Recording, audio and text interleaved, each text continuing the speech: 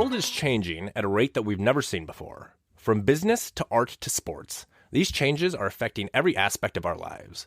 My name is Nick Kastner, and we're setting out to talk with the people who are altering the way things are done. Along with Alec McChesney, this is the Commonwealth.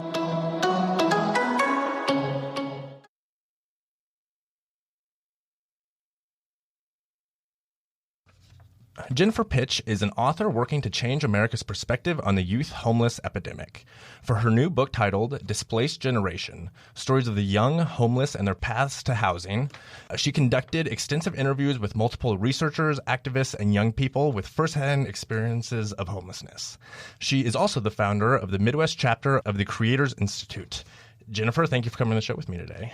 Good to see you, Nick. Yes. So we first know each other from studying economics in Oxford for a summer a few years ago. And if you would have told me while we were studying together that I would have a podcast and invite you on as an author, I would have been so damn excited. I know, and it's crazy to think that was only a few years ago. We're already at this point in our lives. Yeah. Yes.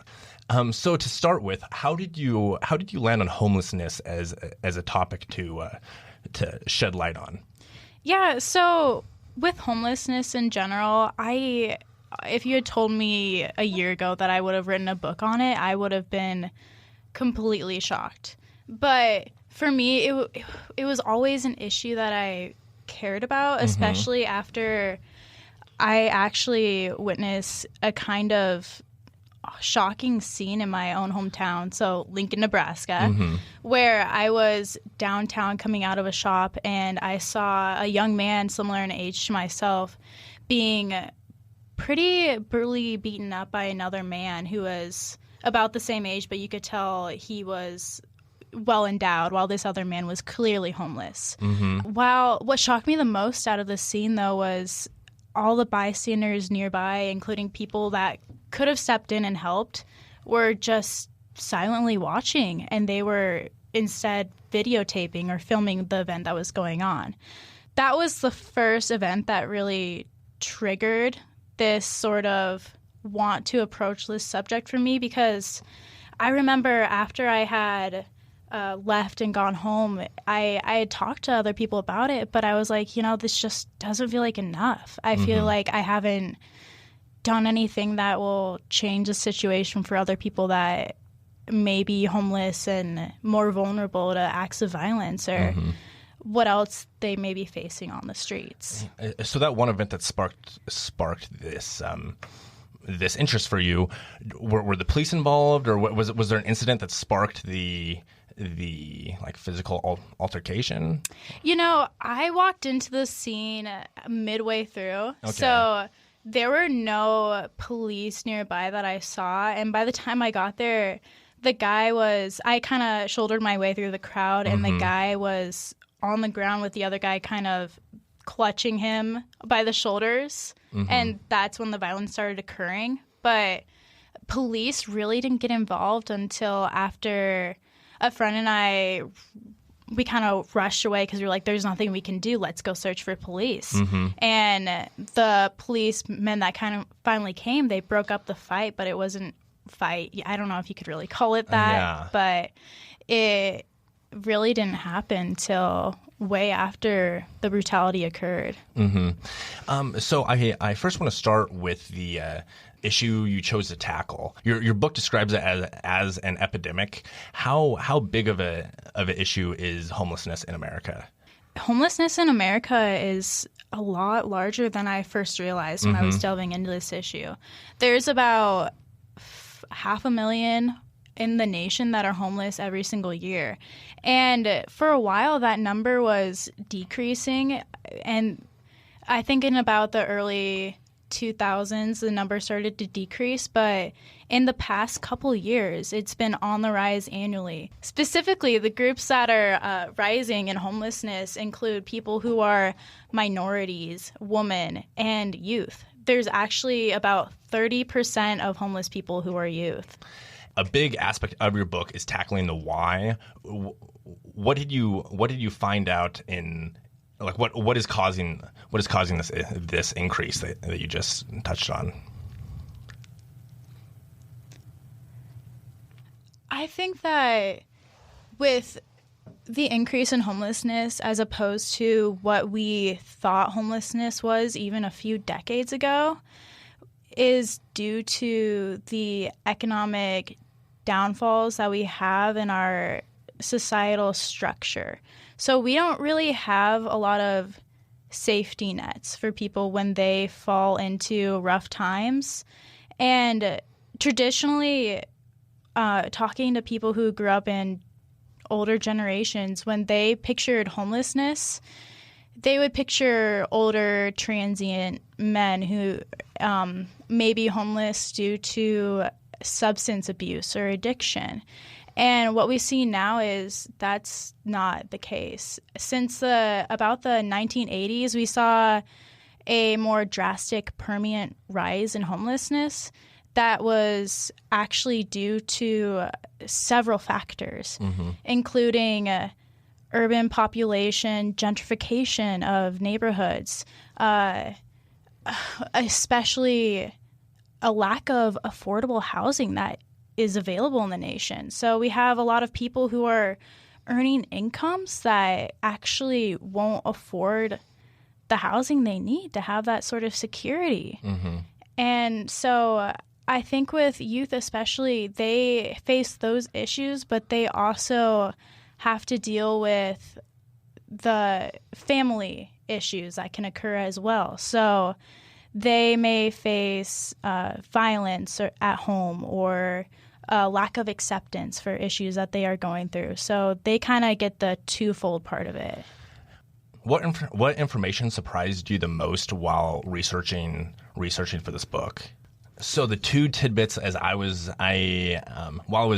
reading, I had a notepad on my phone, and the two that really shocked me were when I see homeless people, my notion is always especially in Lincoln, we have a really strong homeless shelter, and most cities have strong homeless shelter systems.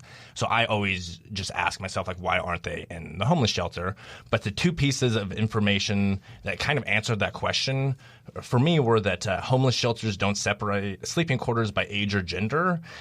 Because of that, many homeless choose to stay in the streets over going to the shelters. And then the homeless shelters also have pest problems with the rate of residents turning over that they can't get rid of, like fleas or just pests that live on humans. That was one major takeaway for me. But was there something that surprised you? Yeah, there were actually a lot of things that doing research in this topic really surprised me. I think one thing that I didn't realize, and it may just come as so obvious to people from older generations than ours, is that homelessness actually didn't exist the way that we know it today. So as I was talking to people who grew up and were alive during even a few decades ago in the 1970s, say, they didn't really have homelessness on the streets like we have it now. Like I quoted a scholar in the area in my book who talked about, one of his quotes about housing in 1976 was that no Western nation could feasibly get away with letting its citizens live on the streets. So basically saying that no Western nation could feasibly get away with homelessness. But then we look at every single Western nation today, and it seems to be this sort of epidemic that you see in every nation. And it's just shocking to me that we kind of let this problem escalate to the point that it has. Or at least it's not more at a topic of attention. Did you find any solutions to this issue that seem viable? How do we fix this growing problem? So, of course, there's no one fix, easy solution to homelessness, or else I'm sure it wouldn't be at the point that it is today. But I think as complex as this issue is, there are a lot of research-backed solutions out there. And that was kind of my goal with wanting to research this topic, was to promote ideas that had a lot of backing to them and could really help people who are going through these issues. So that said, I think that with the demographic I was particularly focused on, youth and young adults, so people who are under the age of 25, what I found was that they are a demographic that is thankfully not usually going to be chronic homeless. So they're not going to be homeless for the rest of their lives. So what they really need when they're going through this very vulnerable period is transitional housing. So housing that will help them get to the next step in their lives.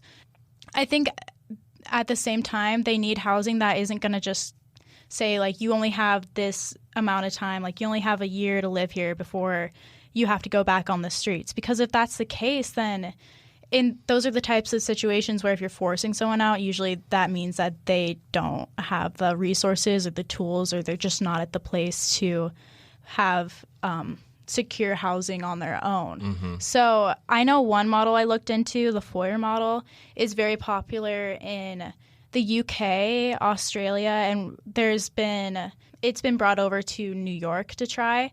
And that's a model where young adults are able to live in it for until the age of about 25, so when they're not considered young adults anymore. And they aren't forced out before then. And it's also one where they can be pursuing, and they're encouraged to, education and jobs, and at the same time they're only paying up to about 30% of the normal income to live there. Are those programs funded by governments or like private individuals? Yeah, so I think with a lot of these models, what happens is they may be a private enterprise, but they will be applying for grants through the government to help with their funding. So it's a combination, kind of. Okay, interesting.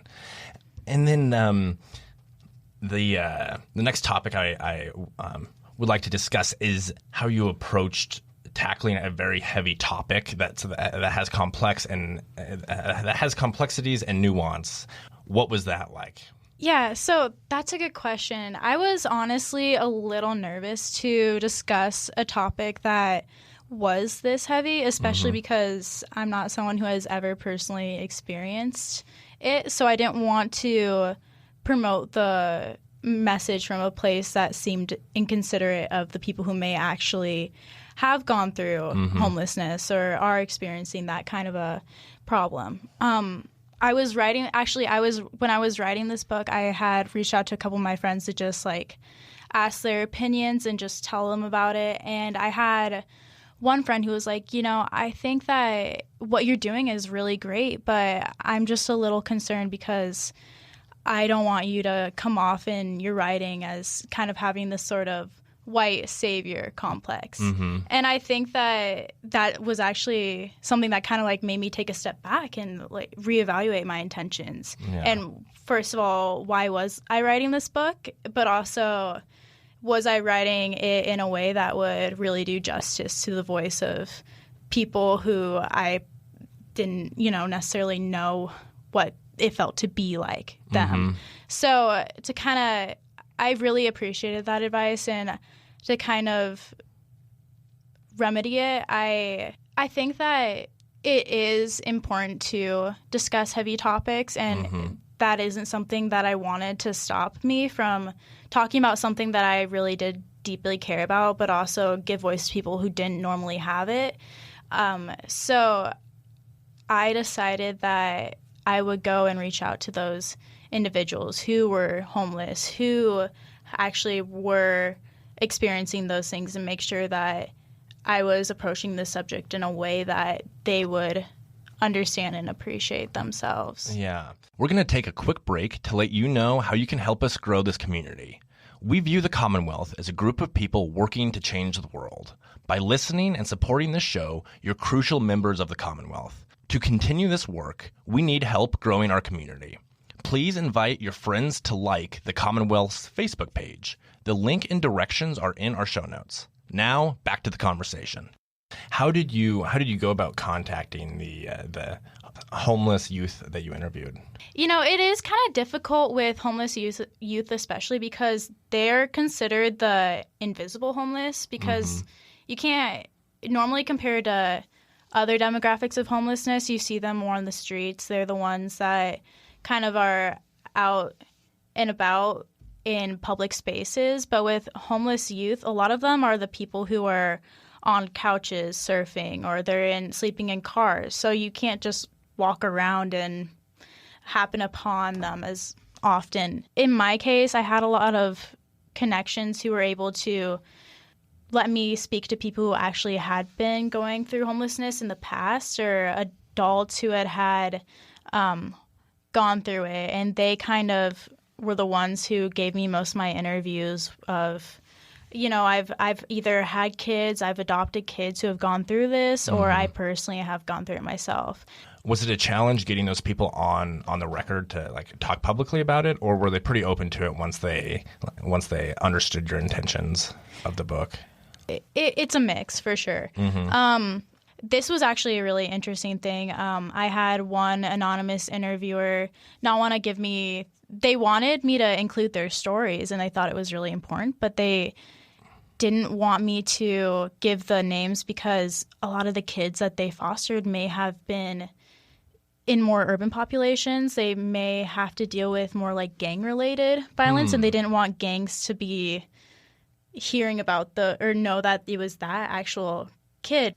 Earlier, you mentioned the white guilt complex, or the white guilt complex, I think is what is white savior. Yeah. Yeah. Earlier, the white savior complex. How did you keep that in check when talking with people who have been affected by gang violence and, like you said, just have a very different background and story than yourself?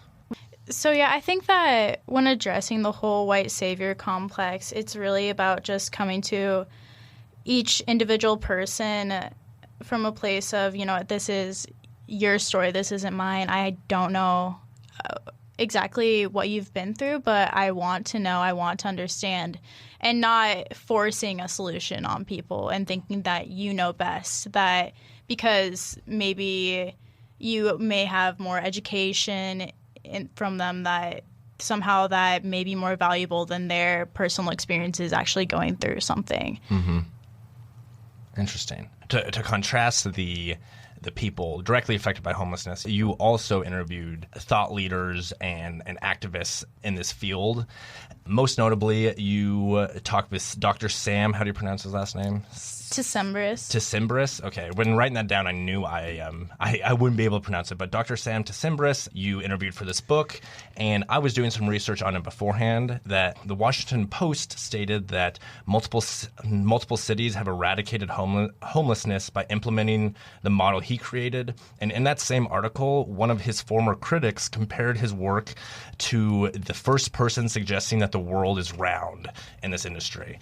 How did you get connected with such a disruptor in this field?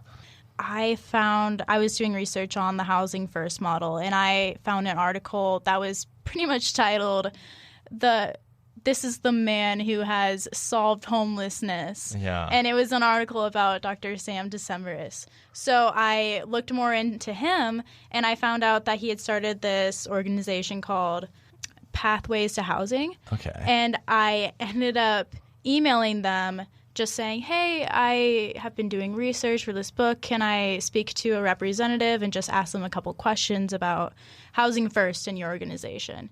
And I got an email back, I don't know if it was just a half hour later, directly from Dr. Sam Decembrists. And I was just like, oh, okay, yeah. This is cool. So I ended up setting up an interview with him. And looking back, it's just crazy to me that I was pretty much on the phone interviewing this guy in my college dorm. This guy who had literally started and helped been the researcher behind this huge model that I know even presidents like Barack Obama had backed in a lot of the policies that they put forward for homelessness in their years. What was it like interviewing someone with such prestige and recognition in his field? Did you have any self-doubt when you called him from your dorm room? Yeah, I mean, I think throughout this entire process, I've kind of been dealing with imposter syndrome. Okay. I think that it's just so surreal to me that I've been writing a book and that I actually got it published. So when I was on the phone with Dr. Sam Decembrists, I remember he was talking to me, and I think he made some comment like, oh yeah, you probably know that about that with, you probably have kids. And I was like, oh no, not yet. Like, he probably had no idea he was talking to some college student at the time. But I think that's the cool part about it, is that he didn't know, that I was able to ask questions and be able to have this conversation with him as just two individuals who really care about an issue. And I was definitely terrified before I got on the phone with him, but he was so kind and very charismatic and a great conversationalist. So I was able to learn a lot. So that's one question I get a lot with this show. I've been able to also talk to pretty remarkable people, and people always ask me like, oh, like how do you have the confidence like make that call, or like how did you get over that feeling?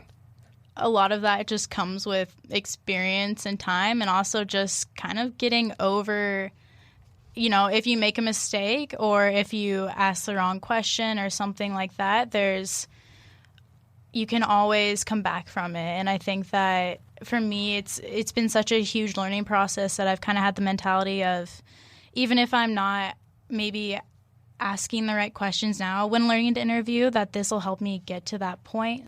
Usually people are so understanding and generous, especially when you're talking about a subject that they care about and they're experts about, that they really do want that knowledge to get out there, and they want to be interviewed so other people can learn about that information. That's what I had to kind of tell myself to get through it. And my big thing is I have no other option. Like when I reached out to the guy and he responded and wants to talk with me, like I have to talk to him regardless if I feel comfortable or like insecure. Yeah. Or like I'm going to do it. Like I have to, so I'm going to do it. Yeah. It'd be an injustice not to. Exactly. So you also founded the Midwest chapter of the Creators Institute, which is a program that was founded at the University of Georgetown that supports students in writing and publishing a book. First, could you start and give us some context on like how did this program get its start? Yeah. So the Creator Institute was started by a professor at Georgetown who specializes in entrepreneurial skills and kind of teaching that to students.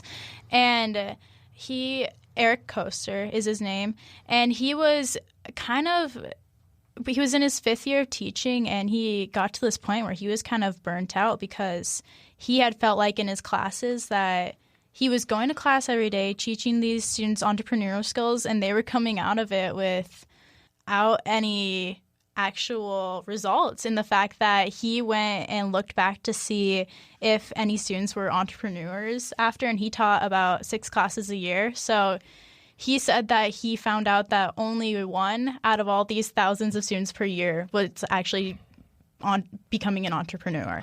And that was very disappointing for him. Yeah. So he decided that he was going to quit teaching. And he went and talked to the person in charge and told him this. And they're like, no, you can't quit. And he was like, oh, yeah, I know, I'm so great, blah, blah. And they were like, no, really, we don't have anyone to fill your position next semester. And so he was like, all right, I'll do one last class. But this time he had wanted to do kind of a different approach. So he came to that last class and was like, you know what, we're going to write books and publish books. And of course, if you were an undergraduate student sitting in his class, you'd probably be like, all right, how do I drop? Is there any other class I want to take?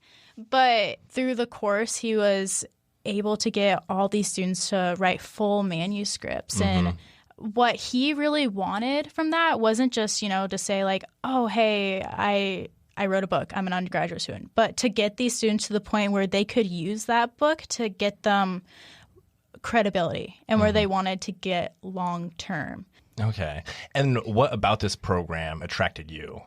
Like a lot of other people, I've always wanted to write a book. But I really liked the idea of being able to join this sort of community that would push me to be more creative and push me to like set deadlines for myself and really just sort of get out of my comfort zone to create something that I might not otherwise would have on my own. Mm-hmm.